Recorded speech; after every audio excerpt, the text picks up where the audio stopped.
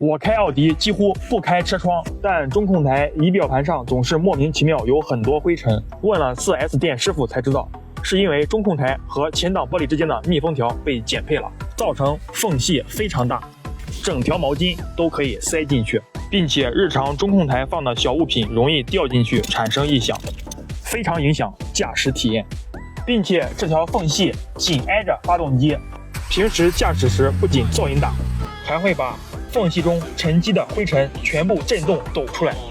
因此造成车内即使不开窗，灰尘也非常多。所以我安装了这款奥迪前挡专用密封条，它是双层隔音设计，安装超简单，对准缝隙依次按压进去即可，过程特别解压舒服。因为是原车1:1开模的，装完后严丝合缝，这个缝隙被密封的严严实实，既能阻挡灰尘进入车内，还能有效降低噪音的烦恼。中控台的小物件也不担心掉落进去而造成异响。奥迪全系车型均有，花小钱办大事儿，赶快给你的爱车安排上吧。